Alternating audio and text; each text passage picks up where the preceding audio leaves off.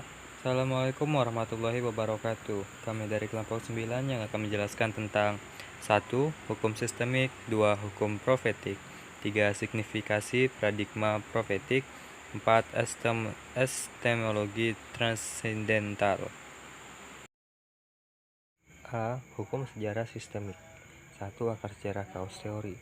Kaos berasal dari bahasa Inggris, artinya keadaan kacau balau.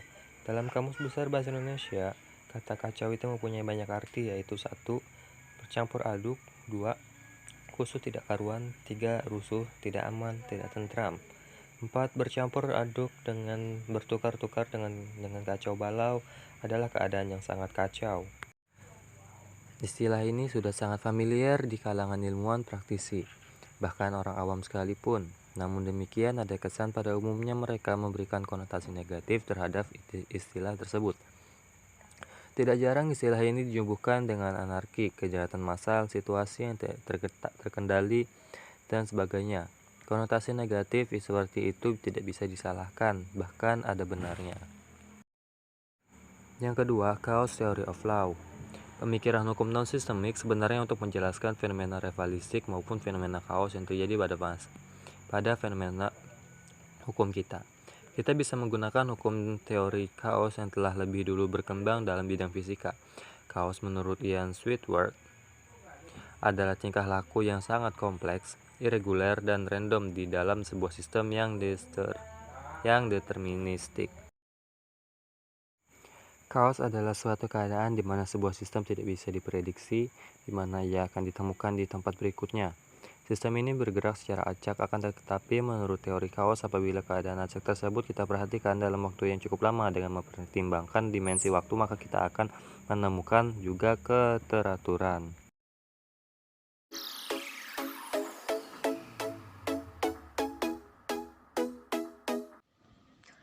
Secara etimologis, istilah profetik berasal dari bahasa Inggris prophetic, yang artinya of or pertaining to a prophet, prophetic inspiration, dari atau berkaitan dengan seorang nabi, atau inspirasi kenabian. Istilah nabi berasal dari kata naba, yang berarti warta atau news, berita, tidings, cerita, story, dan dongeng, tell. Dalam kosakata Arab sendiri, menurut Ibnu Manzur, kata nabi dinisbatkan pada akar kata al-nubuwah, al-nabawat, dan al-nabi. Artinya, tanah yang tinggi, jalan. Jamaknya al-anbiya, artinya jalan yang dijadikan petunjuk, dan seseorang yang dimuliakan karena kemampuannya. Hukum profetik dalam ilmu hukum. Hukum profetik adalah sebagai paradigma alternatif atas pendikotomian paradigma antara basis epistemologis Islam dalam ilmu hukum tersebut dengan ilmu hukum itu sendiri, sehingga hukum yang berkeadilan semakin mendekati kenyataan. Halo, saya Anissa Trianugrah. Di sini saya akan melanjutkan pembahasan materi dari Delia, yaitu subtema signifikasi paradigma profetik, dan kemudian nanti saya akan melanjutkan dengan tema baru, hukum transendental, dan akan membahas subtema akar sejarah transendental.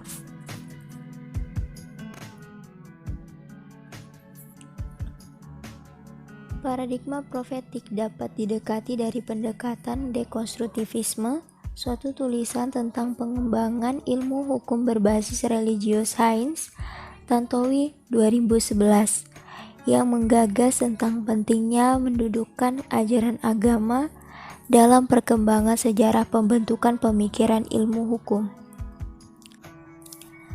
Situasi ini timbul akibat kesamaan keprihatinan mengingat berbagai paradigma kapitalistik yang melanda dunia, berakhir dengan hukum tanpa ilmu dan hanya memuaskan kelompok tertentu dan menyengsarakan kelompok lain, khususnya kelompok masyarakat marginal. Pentingnya pendekatan pengetahuan keagamaan religious science dalam memahami hukum teknologis tidak lagi disebabkan karena terjadinya kekosongan atau void, atau terjadinya mata rantai pemikiran hukum positivistik gagal memerankan fungsi dan tujuannya, yaitu keadilan hukum dalam kehidupan berbangsa dan bernegara secara lebih komprehensif. Manakala pengaruh globalisasi terhadap ilmu hukum tak terelakkan, maka paradigma menjadi penting dalam menjembatani ilmu hukum dan peristiwa sosial yang terkadang bertentangan. Dari kajian perbandingan filsafat hukum oleh Erlin tahun 2011, tampaknya bermaksud spekulasi lebih jauh terhadap perumusan paradigma profetik. Netralitas Erlin dengan mengacu pada Guba dan Lincoln mengedepankan 4 paradigmatik hukum. Yang pertama, positivisme yang terdiri dari 1. Aliran hukum filosofis, aliran hukum teologis, dan aliran hukum alam. Yang kedua, aliran positivisme, aliran hukum realis, aliran hukum behavioralisme, strukturalisme, dan fungsionalisme. Dan strukturalisme, fungsionalisme, aliran hukum dan masyarakat, dan aliran sosiologi hukum.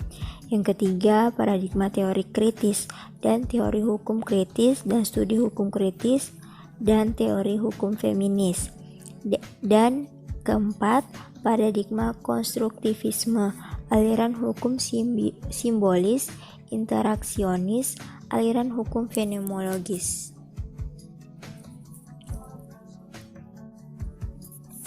Kontribusi pandangan sosiologi terhadap hukum adalah Santos, seorang profesor sosiologi dari Portugal dan termasuk profesor yang sering berkunjung ke Universitas Wisconsin Law School.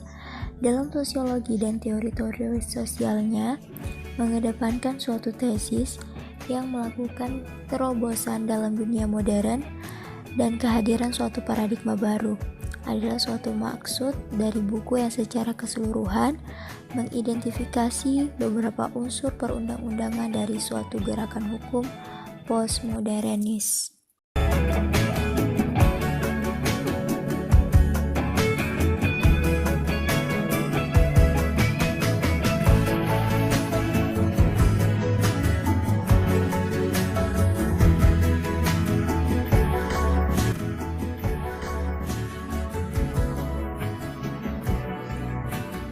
Idealisme transendental adalah doktrin yang didirikan oleh filsuf Jerman Immanuel Kant pada abad ke-18. Doktrin Kant ditemukan di sepanjang Critique of Pure Reason tahun 1781. Kant berpendapat subjek yang sadar tidak mengenali objek sebagaimana adanya dalam diri mereka sendiri, tetapi hanya cara mereka yang menampakkan diri kepada kita di bawah kondisi sensibilitas kita. Dengan demikian, doktrin Kant membatasi ruang lingkup kognisi kita untuk penampilan yang diberikan pada sensibilitas kita dan menyangkal kita dapat memiliki kognisi terhadap hal-hal yang sebagaimana adanya dalam diri mereka sendiri, yaitu hal-hal sebagaimana mereka terlepas dari bagaimana kita mengalaminya melalui kemampuan kognitif kita. Baik, saya Saskia Permatasari akan melanjutkan pembahasan tentang epistemologi transdental dan hukum transdental. Yang pertama, epistemologi transdental.